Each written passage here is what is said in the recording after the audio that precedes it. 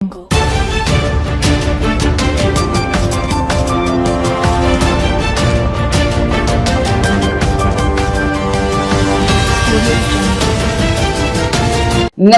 आज तक 24/7 न्यूज में आपका स्वागत है और मैं हूं आपके साथ निकिता श्रीवास्तव। आइए रुक करते हैं तमाम बड़ी खबरों का। कहते हैं कि पोता दादा दादी की आंखों का तारा होता है, लेकिन इंदौर के भागीरथपुरा में एक पोते ने लालच में आकर रिश्तों का कत्ल कर दिया है। यहाँ एक विकलांग बुजुर्ग दंपत्ति को उनके ही घर से बेदखल कर उनकी जीवन भर की पूंजी पर कब्जा जमा लिया है। भागीरथपुरा के निवासी मदन लाल धड़कड़ और उनकी पत्नी कुसुम, जो शारीरिक रूप से विकलांग है और आज दर दर की ठोकरें खाने को मजबूर है। पीड़ित बुजुर्गों के अनुसार उनके अपने बेटे पीयूष धड़कड़, बहू शारदा और पोते मोहित ने मिलकर उनके साथ यह क्रूरता की। धोखे और दादागिरी की दास्तान। मकान पर कब्जा। मदन लाल के नाम पर रजिस्टर्ड 1200 स्क्वायर फीट का मकान, जिसे उन्होंने खून पसीने की कमाई से बनाया था, उस पर पोते मोहित ने नीयत खराब कर ली, गाली गलौज और बेदखली। करीब 3 साल पहले मोहित ने अपने बुजुर्ग और लाचार दादा दादी को गाली गलौज कर और अपमानित कर घर से बाहर निकाल दिया। जेवरात और चाबियां भी हड़प ली। घर तो छीन ही लिया, साथ ही मकान की ओरिजिनल रजिस्ट्री और बैंक लॉकर की चाबियां भी पोते ने अपने पास रख ली है। लॉकर में बुजुर्ग दंपत्ति के जीवन भर की मेहनत से बनाए गए सोने चांदी के जेवरात रखे हैं। जान से मारने की धमकी। जब दादा दादी ने अपना हक मांगा तो पोते ने उन्हें जान से मारने की धमकी तक दे डाली। जिस पोते को गोद में खिलाया, उसी ने आज हमें छत के लिए मोहताज कर दिया। हमारे पास न घर बचा है न गहने, बस जान बचाने का खौफ है।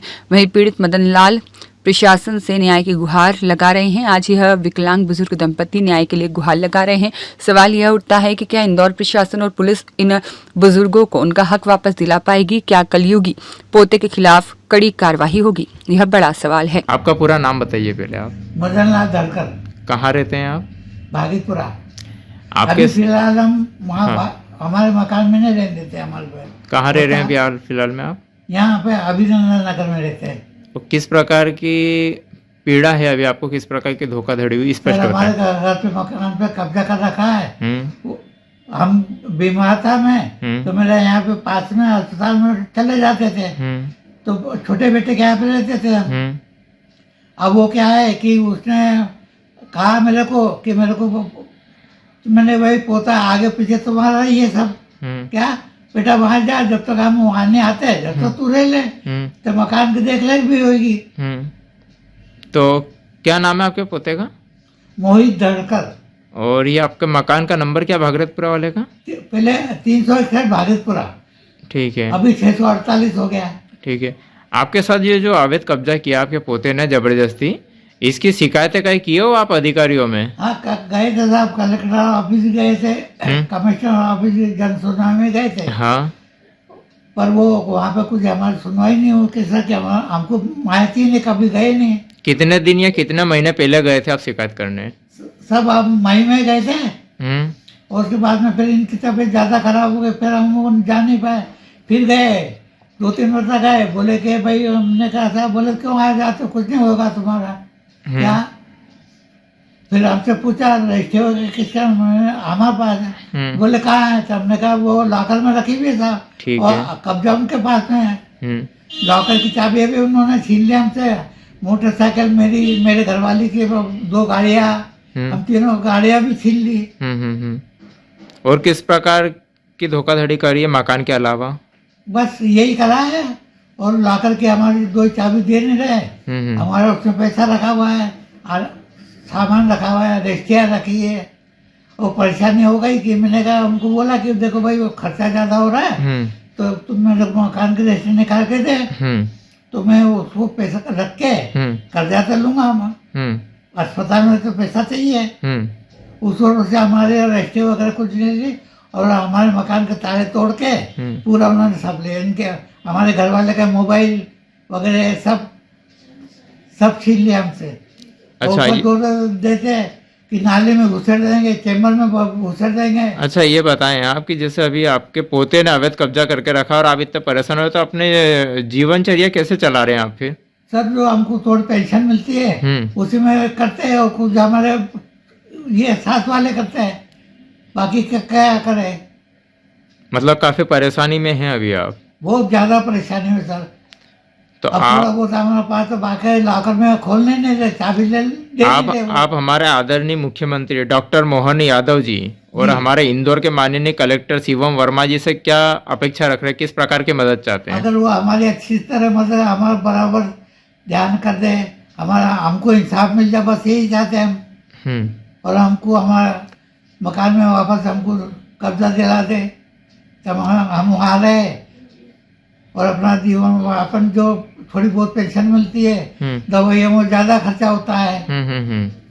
मेरे घरवाली को बेड सॉल है, मेरा पैर कट गया ये 3-4 अच्छा, आपकी जो धर्म पत्नी आपके साथ ही रहते हैं ना अभी? जी। क्या नाम लिखते हैं वो? इनका कुसुम लता। ठीक है, इनको भी क्या बीमारी है, क्या समस्या है? इनके तो बहुत दिन से तबीयत खराब होती है ज्यादा, फिर आईसीयू में रखा था। आईसीयू में करीब 9,62,000 कर्जा हो गया था, फिर वो हमने बड़े मुश्किल से लिया। आपने कभी ये जो आपके पोते ने आपके साथ गद्दारी करी है, इस विषय पे आपने कभी बेटे या इन लोगों से बात नहीं करी कि हमारे साथ क्या हरकत कर रहे हैं? आते ही नहीं सर। हाँ, वो आते ही नहीं, आते थे गाली गलौज बढ़ के चले जाते हैं। अच्छा, एक पोता एक पैसे की बात मत करो, क्यों माचू दादा तुम्हारी, बोले अब ये मकान हमारा हो गया है। अच्छा, एक पोता एक दादा को गाली दे रहा है? जी ठीक है। पोता क्या नाम लिखते हो आपका? कुसुम धड़कर। आप बताएं क्या किस प्रकार की समस्या है? मकान पर हमने कब्जा कर रखा। अभी मकान हमारे पास हो तो एक तरफ हम दे दें, एक तरफ हम जो 2 हिस्से बनाए दोनों बेटों के हिसाब से कि भी संग में रहेंगे, अच्छा रहेगा। तो हम एक तरफ किराएदार रख दे, थोड़ा पैसा आए तो हमारी बीमारी इलाज में खर्चा हो, वो भी नहीं हो रहा है। ऊपर 1200 स्क्वायर फीट का हाल है, वो हम थोड़ा बहुत किराए कर दे, इससे किराए से चला लेते शादी ब्याह में, वो भी नहीं हो रहा है। पैसे की हमको तकलीफ है बहुत, अब उतना पेंशन गुजर होता नहीं है हमारा, तो ये है तो कब्जा करके बैठे हैं।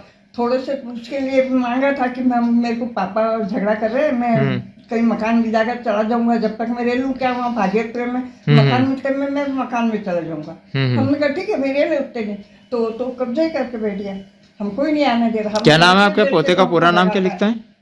पोते का पूरा नाम क्या लिखता है? उसका मोहित पीयूष कुमार धड़कर। अच्छा, और भी दूसरी कोई गुंडागर्दी बताता, किसी का कुछ धोस देता है वो? हाँ देता है ना। क्या देता है? बोले ये हो जाएगा तुम्हारा, वो करवा दूंगा, ये कर दूंगा। कोई गुंडा बदमाशों की धमकी देता है क्या? हाँ। क्या करता है क्या आपका ये पोता? कुछ नहीं करता, इसको नौकरी वोकरी नहीं है। अच्छा, वही हमको बताता है बहुत नौकरी करता हूँ, 12,000 कमाता पहले, और सब तुम में कर देता था, तुम्हारी सेवा में लगा देता था। हमें तो कोई सेवा नहीं करे, एक दिन हमारे पास नहीं लिया कभी, तो हमने उसको भी नहीं देखा कर। ठीक है, तो अभी आप हमारे जो वरिष्ठ अधिकारी हैं इंदौर के कलेक्टर महोदय, मुख्यमंत्री जी, इन लोगों से क्या सहयोग की अपेक्षा रख रहे हो? कलेक्टर ऑफिस, कमिश्नर ऑफिस और पुलिस, ये सब तो क्रम होया है। इन लोगों ने हमारा मतलब कोई कार्रवाई नहीं करी, कोई कार्रवाई नहीं करी अभी तक। हाँ, और अपने मुख्यमंत्री साहब है, उनसे भी हमारी यही विनती है, हम इतनी दूर तो नहीं जा पाए, हमको ले जाने वाला नहीं। हमारी यही विनती है कि हमारा मकान हमारे कब्जे में हमको वापस दिलाया जाए, ताकि एक तरफ का हम किराए से दे के थोड़ा किराया आए तो हम हमारे इलाज करें।